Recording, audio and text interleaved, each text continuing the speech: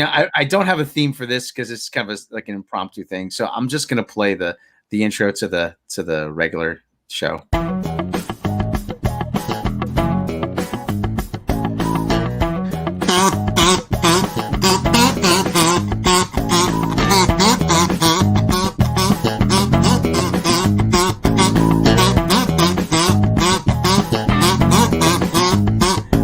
It's not another panel show. It's actually a midweek Talking Comics with Jake show. How's it going, everybody? All right, so that's enough of that. That was a sexy ass globe. That's right. Yeah. Well, how's it going, Jake? I can't complain. How about you? Oh, I'm fantastic. I'm getting better all the time. Hey, Captain Hare said, "Suffer." Kazoo needs a tune-up. Yeah, it does. We're going to talk about that. We're going to talk about that, Eric J. First, we have a new. I want to introduce a new feature actually to the show. As you know, our producer Melman Adam, dedicated producer, one of the best in the biz. And actually, I asked him, and he said, "Melman, would you mind if we take a peek in on what you do behind the scenes?" So he said, sure, no problem. So I like to present to you for the first time the Melman Cam. So there you go. Melman is with the fam. He brings this. It's Bring Your Family to Work Day.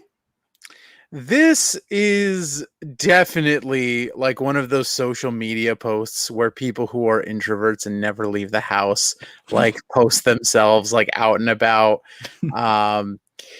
Melman's full of shit. He never does this stuff normally. Melman's putting us on. Yeah. So. Melman's exacerbating his FOMO in this.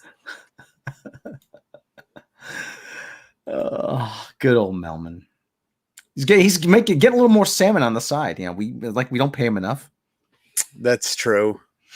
He complains about that incessantly, or he did. I'm glad I'm not living in a log cabin in the woods with him anymore, because that was a little bit rough. Well, fall's coming though. He would always go on about how he didn't get enough salmon. I'm like, I can smell the shack. You're getting enough salmon. Well, before we begin on the comics talk, I just wanted a quick thing. We almost have a new host of Jeopardy. Mike Richards, who was actually guest host back in February. Executive producer. He was executive producer. It seems like he's in negotiations to host the show permanently. And I like Mike Richards. I think he's a good choice. I like the guy they got this week, David Faber from CNBC. He's actually very good. How did I'm someone who watches Jeopardy in spurts. Mm-hmm. So I don't watch it constantly, but if like something's going on, like James Holzhauer, things like that, I pop on and I watch. And it was funny. I actually started a spurt of watching Jeopardy right before James Holzhauer, kind of went on his run. So that was kind of cool watching that from the beginning. Mm-hmm. I'm not into it right now. So I was kind of hoping Aaron Rodgers was going to get it. But I'm curious, how was like LeVar Burton? Because I know everyone had a big boner for him. Well, LeVar Burton, listen, as much as I liked LeVar Burton on TNG, he did come across as a bit stiff. Okay, he's stiff. He was a little uncomfortable. He did a good job. It's just it looked like he was trying too hard. Yeah, if he acted like there was too much riding on it. Yeah, exactly. Yeah, and like I said, I have nothing against LeVar Burton. I think he's a good actor. And people said, but he taught me how to read. I'm like, well, yeah, so did your kindergarten teacher. No one wants to give Mrs. Andrews a show, and rightfully so. She smells. Yeah. So yeah, but like I said, and there's going to be people that are going to complain, but let them complain. Let them complain. It's not. We're all confusing Jeopardy now with American Idol. You know when Alex Trebek first died, and before they announced any celebrity hosts, and you know who I was like, this I think would be the best person to replace Alex Trebek. Who? Kelsey Grammer. Yeah, I can kind of see that, you know. I think he gives that same air off that Alex Trebek did, Mm-hmm. but it wouldn't be like, oh, he's just trying to be Alex Trebek. Mm-hmm. I think it's the closest you could get to Alex Trebek without having someone force it. Yeah, it's true. Yeah. Ken Jennings was pretty good. Was it? So Ken Jennings, I did watch a little bit, and he kind of came off really stiff to me, and Yeah. which is to be expected because he's like a fucking accountant or whatever he Yeah, does in his, like he's not an actor, he's not a host, he's not a Well, show guy. they kind of want to they kind of don't want to go down the whole actor comedian route. Right. Otherwise, we're going to have Wayne Brady hosting. Nothing against Wayne Brady, but Right. Like we don't need we don't need Jeopardy questions where he just bursts into songs about toast. Yeah, they tend to have been having more erudite people, and I don't like using that word erudite because I don't. It's a good word. It is, isn't it? Erudite. You've had Savannah Guthrie, you've had Bill Richardson from 60 Minutes, you've had Dr. Sanjay Gupta, you've had Robin Roberts, who's host of Good Morning America. You've had a couple of the people. Oh God, who? George Stephanopoulos, Anderson Cooper. Anderson Cooper was actually pretty good. When you first said Mike Richards, I was hoping for Kramer. Actually, let's take a look at the final Jeopardy category, Jerry. For the final question, you're a cutoff. Yeah, Aaron Rodgers. Aaron Rodgers. They probably, the fact that he's still an active player probably worked against him. Well, how much have you been paying attention to the offseason? Actually, yeah, I've been looking at that, and Aaron Rodgers' status as an active player seems to be in doubt lately. so he did go back just this yeah, week, but he was very heavily considering retiring. And I think if Jeopardy popped in and were like, "Hey, we're actually really interested in you," I think he would have taken it. Yeah. You should apply for the job, Rob. It'd be an interesting take for Jeopardy. Do you know how bad a host I would be of Jeopardy? I'm like, what? What is that? What are you, fucking idiot? Just hey, I'll show my best wish. Good luck, or you're gonna rock this. Thanks, Steve. But actually, I want to host the Daily Show. That was the gig I wanted. But you'd probably see me having an aneurysm right on the air. I would blow a gasket on a nightly basis, but that's the kind of thing the Daily Show needs. You need someone to get angry. So. I'd like to host a celebrity dating show. Oh, okay. Yeah. Flavor of Love, flavor of Ryan Reynolds. I don't know. Just throw a celebrity and we'll talk about their flavors. Flavor of William Shatner. Yeah.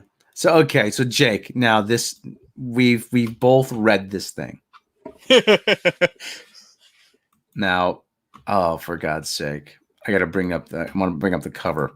Bring up the cover. Bring it up. Hold on. Take it. Yeah. Thank you, Amazon, for the image. So, oh God, it's part of me. Part of my soul is dying, having to discuss this. You put it best, actually, Jake. This is her idealized version of herself, and it's somehow worse. Yeah. Okay, but Jake, we were talking about this before we went on the air. Let's start with, okay, is there anything that you did like about it? Yes, that's the worst part. The concept of this comic book is fantastic. Like having Starfire, who's become like so sexualized, in the last 20-25 years, who has a certain image of, like she's got a certain image, and then to put her with a kid who just does not fit that image. I think is a fantastic route. I don't even necessarily hate the character if you look at her through like a Catcher in the Rye type of like Holden Caulfield type of character who is very unlikable, but like you're not but like it's almost like they were portraying like you're not supposed to like this character. Like you're No. supposed to look at her and say like, holy shit, she's a brat, she's entitled, she's, you know, she's all these negative things. She is not Starfire, you know. Yes. And I think like the aspect of that is fantastic, and it could have gone really really well. And I hate to say it, but I really liked the first half of the story, and I think the second half is kind of where it went off the rails and was like, okay, this is every bit as bad as I thought it was going to be. Yeah. I mean, like you said, this is not a character you're really supposed to like. And you are supposed to think about all these things about her. She is a brat. She is entitled, but it is a good contrast to a character like Starfire, who is so nurturing and so loving and so, you know, she just has such an aura of generosity and benevolence upon her, you know, and she's everybody. I hate to call her naive, but there's an innocence to this character Starfire, in that if she loves you, she is going to love all of you. Right. You know what? Yes. And her daughter is the opposite, and is resentful of her mother. I'm like, yeah, it's a typical teenage thing. A daughter, somebody being resentful of their parents. Teens go through that, but at the same time, like you said, it's just there are good ideas, but it's just so poorly executed. And one of those, first of all, one of the things you can't escape is the art Right. style.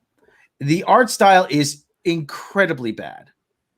The art style is really bad. I think the only thing that's unforgivable in that art style is the character of Mandy. Yeah.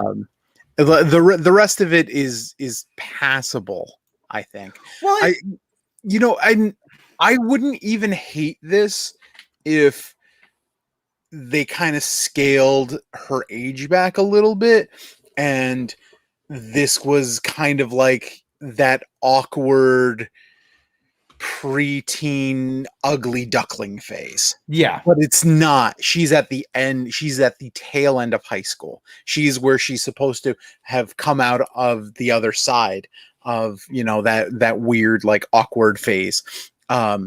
And I mean, how spoilerific are we going to be getting here? Oh, it's spoil away. Okay, yeah, I have to imagine. that like you and I, Nobody are else. the only Nobody ones else is who- gonna. Let's face it. Nobody else besides us is gonna read this shit. Okay. and we only read it so that we could talk about it. Exactly. So I wouldn't have minded if like this was an ugly duckling phase. Like, so in the story, she doesn't have powers like Starfire, and then she eventually gets them later. I wouldn't mind if this was like an earlier on, this is her awkward, this is her ugly duckling phase. She gets her power, she comes into herself. Now she looks more like Starfire. Kind of going back to I think the great comparison is Avengers Endgame, where we had like, you know, fat Thor who's depressed and all this stuff, and you know, he finds himself again and he comes into himself, but like he should have been brought back to jacked Thor, but because body positivity is a thing, you know, he has to stay fat because fat can't equal bad. Likewise here, you know, they wouldn't bring her to the other side. They wouldn't make her look like her mother because, you know, it'd be shitting on the body positivity aspect of it. And I think if they did do that, if they did make this an ugly duckling story where she came out beautiful, not just in appearance, but like she kind of started to take on more of the personality traits of Starfire and stop being such an ugly person, like that would have actually been a really good story. Yeah, well, shit, I shared the wrong image, but actually, this image Oh is actually no, very. I'm glad you brought this up. This weird ass fucking hot dog, potato chip, and jalapeno pizza. That's actually another problem, though. Another problem I have with it. There is association here. Almost every other page, there is some kind of association with food. Yeah, yeah. I mean, so Mariko, the only thing I can glean from this is Mariko Tamaki has a very negative association, a very negative relationship with food in her life. And she's always eating. She's always, well, listen, you're depressed, people eat. I understand that. I went through that myself, okay? Because food is the thing. The food is the thing that doesn't judge you. You know, it keeps you alive. So, but at the same time, I'm like, it's just so, what's the word I'm looking for here? Food and her mother. Yeah. Food and her mother. Yeah. There's actually a good image here of. Oh, hey, Mecca. Hey, Mecca, how's it going? Yeah, Mecca's actually in the chat here. Actually, she didn't read this, so she's going to just kind of chime in from the chat. So, yeah. Yeah, and so the other thing, too, is like the page we're looking at right now. This is like her love interest at the bottom. And it's so weird because there's like this vilification of traditional beauty. And you know, this is obviously like a diversity character. They've kind of changed up an ethnicity. She's not like your typical like white Disney princess, but at the same time, this is a very traditionally attractive character. Yeah. You know, so like on one hand, we're vilifying that. And I don't think this is necessarily a bad thing. It's showing the hypocrisy of the character. Actually, jalapeno pizza doesn't sound bad, actually. Yeah, I think it's the potato chips and the fucking cocktail weenies that are throwing me off. You know what? I think I might actually. They've committed a blasphemy as far as I'm concerned. I think that might be pineapple, ham and pineapple. So that's another reason to hate this. So it might well be Vienna sausage or cocktail weenies. I don't know. But it's this bizarre thing, though. I mean, like I said, that she, and like I said, to talk about. And here's another one. Here's another screen grab again. Bring it coming back to a common theme here.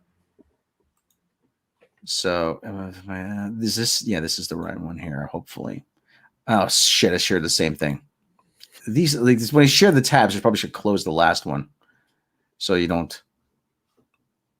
You're just gonna accidentally put Pornhub up on the screen one of these days. Yeah, that's actually probably that. You're probably not far. I'm probably not far off from doing that. So, is this it? I hope so. Yeah, here's another one. Actually, again with the food, they're having Chinese. Right. I'm like, yeah, and the food here negative. She wants to make sure she's happy and she's. And again, this weird juxtaposition of food, the thing that she probably indulges in and probably I hate saying this, she has a great love for, and her mother who she can't stand. You don't understand. What is it that I do not understand? And that's a very kind of Starfire thing, you know? Yeah. Yeah, and I don't even think Starfire was written terribly in this. Yeah, I don't know. It's just I did know it was pineapple, ham, and jalapeno, but calling it cocktail weenies and potatoes. That's funnier. It was just more. It's funny because there's like a screenshot where they kind of zoom out on it and it just highlights the terrible art because it looks like someone just poured a bucket of Dippin' Dots onto the I can go for some Dippin' Dots now. I actually just had Dippin' Dots recently.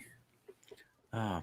I don't know what it is. I've been talking about food. I've been wanting like Mr. Softy ice cream lately. I don't know. Remember that? I could fuck with Mr. Softy ice cream right now. Yeah. But yeah. All right, I'm gonna say it. I don't mind pineapple on pizza. I love pineapple. I just haven't put it on pizza ever. I think so. So the traditional Hawaiian pizza, ham and pineapple, fucking garbage. But bacon and pineapple pizza, yeah, it's good. Okay, well, bacon is good. Bacon is good in anything. I'll take. Hey, Mecca, does Culver's have bacon ice cream? Bacon and ice cream. No, Culver's does not have ice cream. They have frozen custard. Bummer. Well, anyway. But anyway, so like I said, this weird relationship with food. But the other thing too is, okay, you know what? All right, let's kind of see if we can get back to this. There's this whole thing of that she has to choose college. Okay, choose a college. Okay, it's fine. It's a very stressful time in a person's life. They have to decide what college to go to, and if you're like me, if you choose the wrong college, you know you're really fucked. So and that was actually another thing too. Like it was actually pretty relatable to me because I was that kid in high school who got called into the guidance counselor, and they were like, "What college are you going to?" And I laughed, like, "I'm not going to fucking college." You know, and I had to put up with that shit. Luckily, you know, my parents didn't push it much at all, probably because they couldn't afford it, and they were like, "Yeah, cool, we're not sending you to college. We got 4 kids, and if one of them willingly doesn't want to go, awesome." And I ended up working in an industry where all my coworkers have college degrees, and I'm making more money on average than them, and I don't have crippling debt. So, you know, I actually really did like that aspect where she's like, "I'm not going to go to college," and then it kind of lost me with the "I'm going to France" thing. Oh, that's a very kind of teenage thing. I was going to say it fits well with the character. If you're going to make this character be an unlikable douche rocket, which she is, you know, it's the perfect plan for her. Yeah, like you said, it's good to go to France and not even consider how she's going to get there or what she's going to do or how she's going to pay for it or what she's going to do for money when she's there, you know.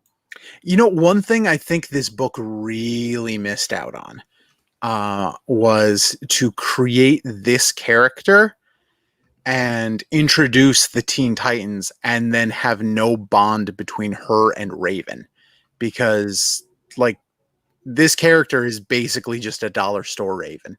Yeah. So like I said, this actually does make her completely unrelatable here. Not completely unrelatable, but you're like, oh, come on, you know, how's really? Yeah. So okay, so she wants to go to Paris, and she has the stereotypical gay Asian friend. So this kid Lincoln, the gay Asian friend, is he gay? That's what I got from it. Because she's gay. Yeah, but he's gay too. That's what I got out of it. They should just be gay together then. That's how being gay works, right? It's like, I'm gay, you're gay, let's be gay. We'll have a gay old time. I know that's it. Yeah, that. Yeah, I don't know. It's just she was unlikable, but I liked that she was presented as she should be unlikable. Honestly, this book, the first half was a lot better than I thought it was going to be.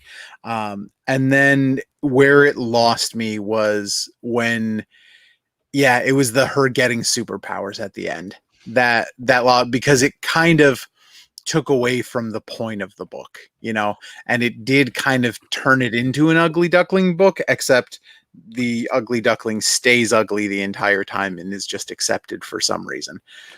That's actually a really good point, that the ugly duckling stayed ugly, but she gets superpowers, and then all of a sudden she knows how to use them, and everybody likes her. But like the thing is too, but she has no redemption. She has no redemption arc.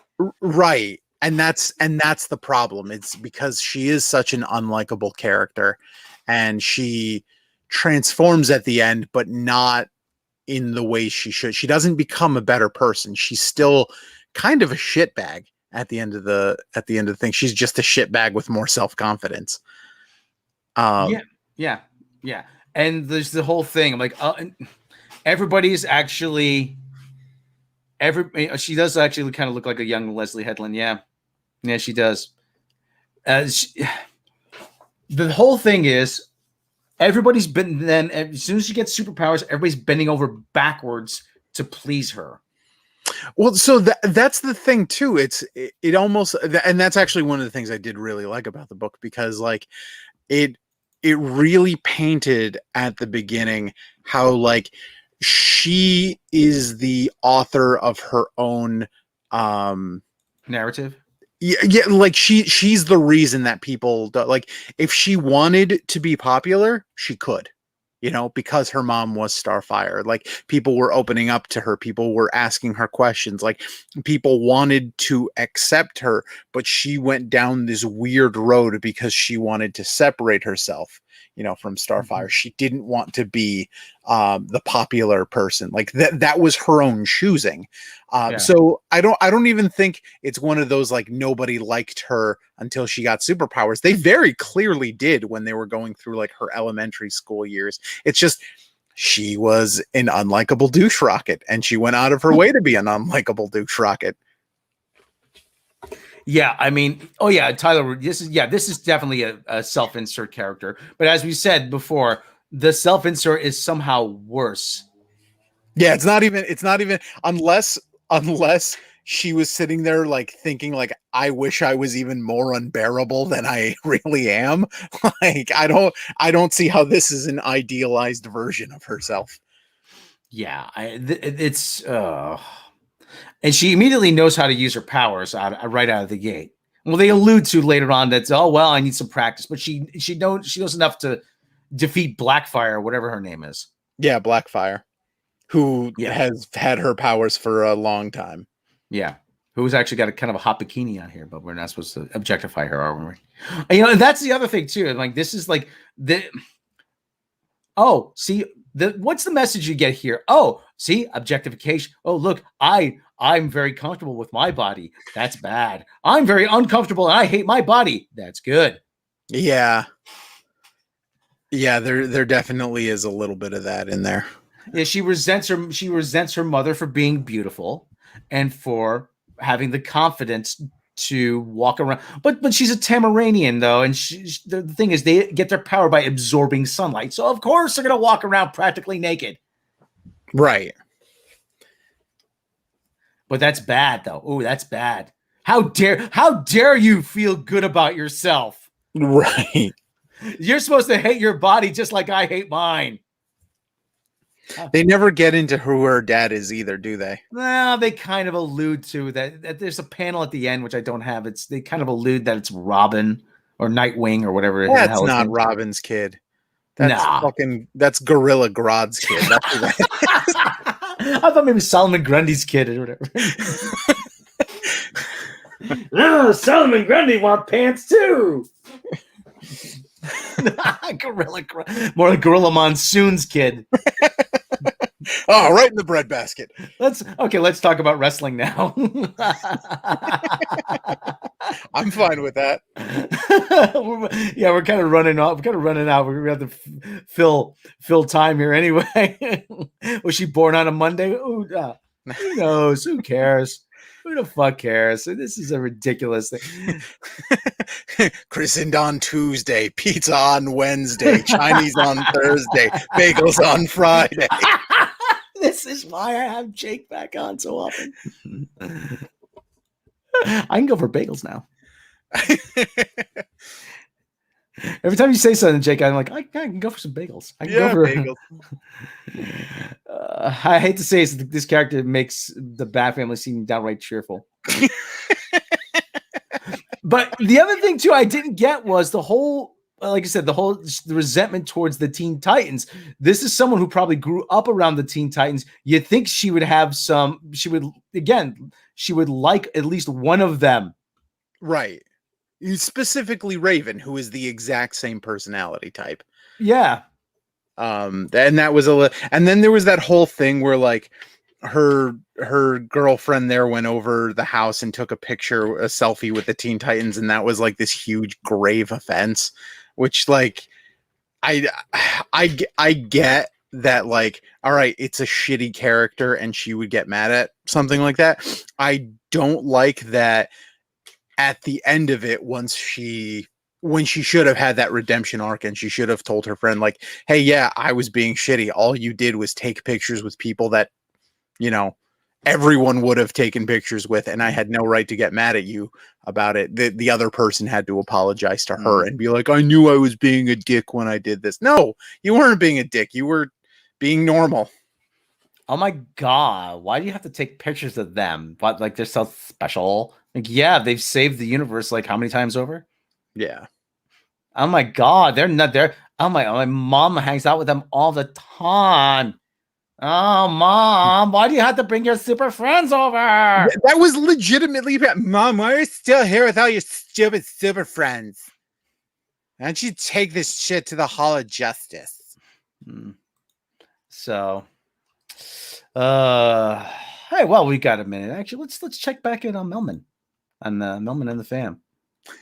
Oh, okay. Oh, okay. There, actually, that's Mrs. Melman over here, isn't there? On this side here. I think it is. This is the first time I've seen her naked.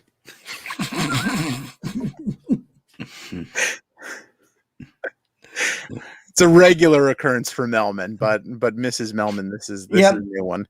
Melman had very specific demands when it came to working for us. He specifically stated that he would not be compelled to wear pants at any time. And he lived up to that. Yeah.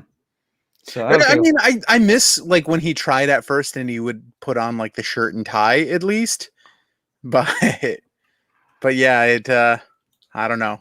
Yeah. Oh man, just his oral hygiene though has really left something we desired. The rancid fish breath all the time. Melman, we told you, you have a dental plan. Please use it. Did you really want to talk about wrestling? Let's talk about some wrestling. Yeah, why the hell? Well, we're almost done talking about this actually. But the other thing I want to bring up is, yeah. This whole thing about the young A stuff. Okay, so obviously, now it ends with she gets powers and she defeats Blackfire, and she's all of a sudden she's got more confidence, but she's still an insufferable douche nozzle. Yep. And so what's really the takeaway from this? The moral of the story is if you're a shitbag who thinks everything is entitled to you, you're right. Pretty much. I mean, it's the perfect YA novel. But the other thing too is this all reminds me of this shit here. Hold on, let me bring this up. Bring it up. Okay. It's just been this trend in comics for the last few years. You've probably heard of this. This unbearable shit. It's the same. It's all these share the same dynamic. Kids in high school. Oh yeah, everybody resentful of everybody. Everybody's an insufferable douche. I don't call it. They made Bruce Wayne half Asian in this one, so it's not Bruce Wayne. It's Bruce Wang. Of course. And it's not. And Alfred's gay, and it's not the Wayne. It's not Thomas Wayne's fortune. It's his Asian mother's fortune. Yeah, that makes sense. But why won't this young A shit go away? I don't get it. It's been over for years. Why is it only now? Why do they keep coming back to this? I think it's because I think everything that's going wrong in comics can be pointed to the fresh kids out of college who had all the college bullshit pumped into their heads as far as like what society should be like. They're all getting out and they're writing shit for themselves and nobody else is buying it. Even the people who like this shit aren't buying it because they don't have money. Because the only ones who made anything of themselves got into comic books. No, you know what? You know why they don't buy it? Because a lot of them think it's beneath them. That's the other thing. Oh, I'm not gonna like buy that. That's like totally for geeks, Yeah, but like nerd culture has kind of come around and it's become cool again. Mm-hmm. But they're marketing this towards the people that are going to I talked about this last night on Mecha streams. They think all these people, and listen, you could say woke politics, yada, yada, yada, but this is what it comes down to numbers. Okay. It really does. It comes down to numbers. They get these numbers a few years ago. You know, we all hear millennials, Generation Z, Zoom, whatever the fuck they want to call themselves now. They're one of the biggest demographics going besides Generation X, okay? Yeah. Oh, we need to appeal to them. So the quote unquote, how do they do that? They hire the quote unquote hip young executive. They go in and they say, oh, well, yeah, the kids, they post on Twitter. We need something to appeal to the kids that post on. And so what do people do? What do people post about Twitter? They post about politics. They post about all their stupid shit. Okay. So, look, that's what the kids care about. Yeah. So we need to do that. We need to do that. We need to post. Go find me some young adult writers who are going to appeal to that and make sure it's full of social issues. And so they put them you're appealing to a crowd that is not your audience to begin with by trying to speak awkwardly in their language to them, and it doesn't work. Right. I thought you had more to say that than just right. I mean, I agree. Like, I think, yeah, that's. Did you ever see Moneyball? No. No, the Brad Pitt and they like I said, the whole thing about the numbers game, when Billy Beane put together those Oakland A's teams that won just by looking at the analytics, because that's all he could afford. He had to find players that were cheap and that could have high on base percentage and high RBI totals, whatever. And now everybody's obsessed with the analytics. That there's a company called Parrot Analytics. They measure Twitter impressions. Whether you put on Twitter a hashtag Gotham High, I'm Not Starfire, Star Trek Discovery, Rise of Skywalker, Jedi, Last Jedi sucks, or whether you put, I love it, that counts as a Twitter impression. Doesn't matter if it's positive or negative. Right. That's the thing. And they're paying big money for this. And one of the guys who's on Star Trek Discovery, he actually tried to throw that back in our faces. Oh, look, 58 million Twitter impressions. I'm like, yeah, but that's not people watching. Right. That's kind of the thing where we're almost in an era where watching something doesn't matter. Yeah. It's are people talking about it? And it's a lot easier to get people to this stream we're doing right now is a perfect example of it. If we were talking about a comic book that was good beginning to end that we both loved and we gushed over it, we're going to get 5 minutes out of that. It's a lot easier to take a shit storm like this, and we can knock out a 40-minute conversation about it. And, we're talking about it and it has an online footprint and its name is out there. And it's almost like things that are good are just kind of brushed over because it's not as fun to talk about things that are good. Whereas it's a lot of fun to shit on something like this stupid comic book for an hour. Oh yeah. Yeah. Like I said, you kidding me? That's what the internet pretty much is built on, shitting on everything. Yeah. Shitting. Yeah. It is. Yeah. What was that line in Jay and Silent Bob Strike Back? He says, that's what the internet is for anonymously slandering people. Pretty much. Yeah.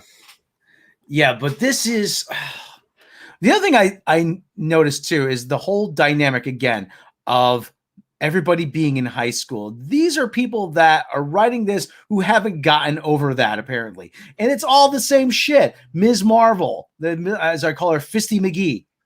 Yeah. And, everybody's in high school. Everybody, why do you keep coming back to that? High school was a shit time for everybody. I think it's because it's an easy formula. Because there's 5 or 6 issues that every kid in high school went through, and you put it in the book, it's instantly relatable just because of the setting and things like that. And it's easy. It's lazy. Yeah, it's late. Like I said, when I was writing FU, I said it started in high school, but I knew it had to move beyond that. I knew it had to. I absolutely knew it had to move beyond it because, listen, you're kind of locked in a box when you write something about high school because eventually everybody has to leave. You know. Yeah. Yeah. Even if you're, unless you're Al Bundy. Right. Right. 4 touchdowns, 1 game. You know. But yeah, Fisty McGee is a great name for. Did I come up with that or did Mecca come up with that? Oh, Mecca played the Avengers game on her channel. That was such a bad game. I don't think I've ever regretted buying a game more than I did that one. Do they even fight bad guys in comics anymore? No, you have shit like in WandaVision where the big bad is grief. See, the big bad is grief, and like, what did you think of the end of Loki? The end of Loki, like the tag at the end with like Loki will return in season, or no. You mean just in general? The whole in general. I think Sylvie should have gotten at least the same amount of shit that Star-Lord did for waking up Thanos before they could pull the gauntlet off. Like, she was like, it was a fuck up of that magnitude. Oh yeah. And I don't like that she's kind of been given a pass. Well, yeah, because she has lady parts. They have to give her a pass. I hate saying it, but that's what it comes down to. I wish with everything in me that I could dispute that and that I could debate you on that, but I can't. Yeah. And like I said, the whole the whole, like I said, the whole thing is like, you can't portray.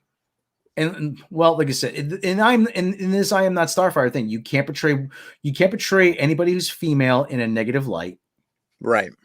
You can't have a woman be the bad guy, and you can't have a woman be bested by a man. You can't have a man teach them what to do either. Well, the villain in this, in fairness, was Blackfire, who is, a woman. Well, it's a sibling rivalry, really. Yeah. But yeah, I'm with you. That's the thing. The woman can never be portrayed as even in WandaVision, Wanda was the villain, as Wanda should have been the villain. Mm-hmm. But then they tried to soften that so as to not paint her in a bad light, but like she should have been. It's kind of funny because I was talking to somebody about this, and I feel like people are treating Captain Marvel like it's a great movie because they're just so desperate for a great female superhero. It's like the same thing. I view it the same way that, like, I'm a big Thor fan. When Thor: The Dark World came out, I insisted it was a good movie because I needed there to be a good Thor movie. Yeah. And there wasn't. And then once I got one in Ragnarok, I was able to go back and say, yeah, Dark World was pretty bad. It wasn't the best Marvel movie like I insisted for 6 months. Now that I have a good one, I can move on and I can admit the other one's shit. And I think that's what's going on with Captain Marvel. I think people insist it's good because they want it to be good, because they need it to be good. And I think Scarlet Witch, I'm okay with Scarlet Witch being the most powerful Avenger because she's actually gone through the hero's journey, and her power is an earned power. But at the same time, I wish they would acknowledge the fault a little bit more. Well, yeah. I mean, that whole thing at the end, and like I said, we're kind of done talking about. Eventually, we're gonna get to wrestling. Don't worry. You know what? If wrestling were cool, I would love. If wrestling were as fun as I remember it was back when I was a kid, back in the 70s and early 80s, I would love to do like a 45-minute wrestling show. I really would. So we're going to do a 45-minute wrestling show because after, are you doing any streams or anything once we're done here? No. Okay. You are going to go and turn on TNT tonight because there's a new federation called AEW. Okay. Which is every bit as fun as wrestling used to be. Oh, really? Yes. AEW is fantastic. It starts at 8. Okay, all right. It's from 8 to 10, so we'll be getting on a few minutes late, but I think you might I think you might find a new love for pro wrestling. Yeah, but I remember, like like you said, the colorful characters, the Grand Wizard, Freddie Blassie, Bobby the Brain Heenan. Win if you can, lose if you must. Always cheat and get away with it. Bobby the Brain's mantra. Eddie Guerrero stole that one too. Yeah, which is a fantastic characterization that he would steal a catchphrase. I also love Ric Flair's catchphrase. Woo! I wouldn't be surprised if Ric Flair showed up in AEW very soon. But like I said, the thing about WandaVision, what really angered me was when Monica Rambeau said at the end, says, "Oh, they'll never know what you sacrificed." I'm like, what do you mean? What you sacrificed? Or what? Your little dream, your little fantasy world that you built, you held all these people, 1,000 people in prisoner and in pain to the point where they begged for death. That's what you, so that you could walk around and play make believe. And it's funny because I think like we had like a slight disagreement on there, but no, like, I think you kind of verbalized being upset that like no one went after her, no one, tried to bring her to justice. And I thought it made sense that nobody did, not because she was innocent, just because there's only 2 or 3 characters who feasibly have the power to do so. Like, she was not right in any way, shape, or form. She was just powerful enough to get away with it. Yeah, and they pulled the CW ending where they just let her walk away. Right. Again, like, who could stop her? But the one guy that tried to stop her, they arrested. Yeah. You're an evil white man, but I was doing the right thing. Doesn't matter. You're an evil white man. That makes you wrong. And I mean, I didn't hate the whole, like, she went off to a remote cabin where no one could find her and kind of went into hiding. Like, I think that made sense too. Yeah, but the other thing too is, like I said, the whole dynamic about who's gonna arrest her. I'm like, well, like I said, this one guy tried. He built White Vision to do that, and mirror matched against regular Vision. He wasn't a great guy either, though. He was kind of a dick. No, he was a dick. I admit, he was a dick. Yeah, but at the same time, though, he at least he tried to stop her. Right. But again, the whole idea said, oh, well, the real big bad is grief. I'm like, this is what happens when you hire people that have no idea what the source material, don't even want to know what the source material is. This woman, Jack Schaefer, who they've hired to be showrunner in WandaVision, she said, yeah, I don't know how to read a comic book. Does it go right to left or left to right? She literally said that. Oh, yeah, I'm a bad comic book reader. I guess I could understand because, like, manga reads the opposite way, but, like, that's because it's Japanese. If you're from America, it is left to right all the time. She also said, yeah, I had no idea who Mephisto was until people started telling me when I was doing press. No, geez. Really? You don't know the lore? You don't know just thought they knew about the dildo underneath my bed. And I was like, it's pronounced my fisto, but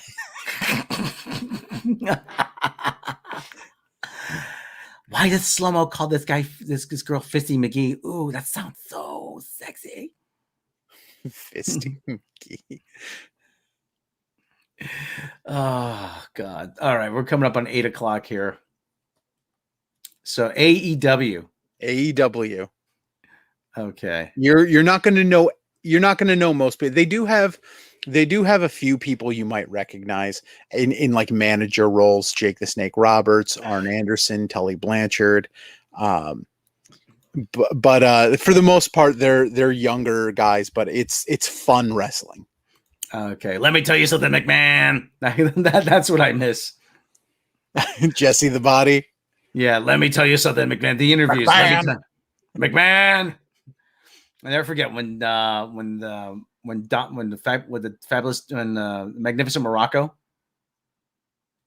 Don Morocco. Yeah, he was wrestling Mil Mascaras, the Mexican wrestler with the luchador mask on. He was had the mask on. Yeah. He comes out Saturday night at the New Haven Coliseum. Don Morocco will be taking on Mil Mascaris in a match that should be one for the ages. Magnificent Morocco comes out. He comes out with a bag over his head. Hey! He comes out. He's eating donuts, yelling, screaming, eating donuts.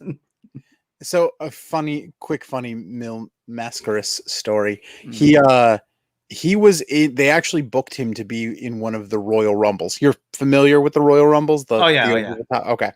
So they had booked for him he was going to get eliminated by somebody, but before it happened, right before he was supposed to get eliminated, he climbs to the top rope. He jumps off and cross body someone on the outside and eliminates himself, making himself look like a complete idiot. And the reason he did it was because that was more preferable to him than somebody else eliminating him and making somebody else look good. He had to be in his like late 50s, 60s by then, huh?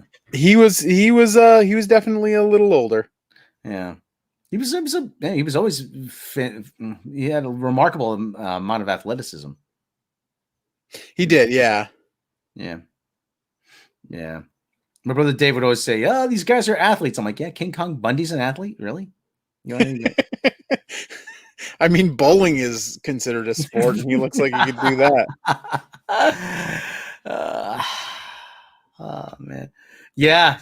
If we're gonna do wrestling, we need the boys of world-class bullshitters. I told Jeff one time that Jeff wanted his money back from something from some WWE event, and I told him, he goes, "Yeah, I'll take you out to Stamford to the headquarters. You gotta go ask in person."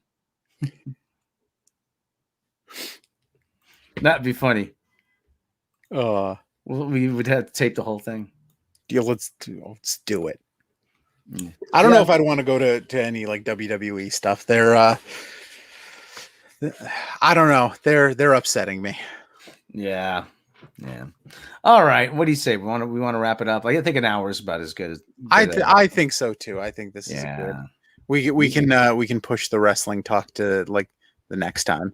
Yeah. So Jake, final thoughts on I Am Starfire. Great concept, initial solid execution, and it just toileted. It circled the bowl and it went down to the exact sewers that I thought it was going to end up in at the very beginning. Yeah, about the same. Yeah, like I said, there are some good ideas, but it just got mired in its own. It got way too far up its own ass. Yeah, and I think that's the worst thing about it. Like, if I was expecting a shit show cover to cover, and it really wasn't. And like parts of it were like I was getting sucked in towards the early, parts of it. But yeah, it really fucked itself up in the end.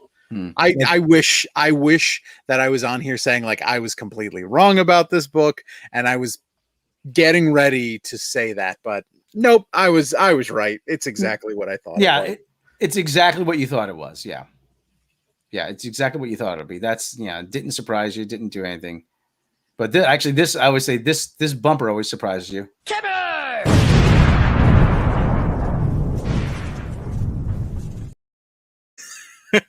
I love it. Yeah, we don't have any. We're not doing Trek news, but that's always funny.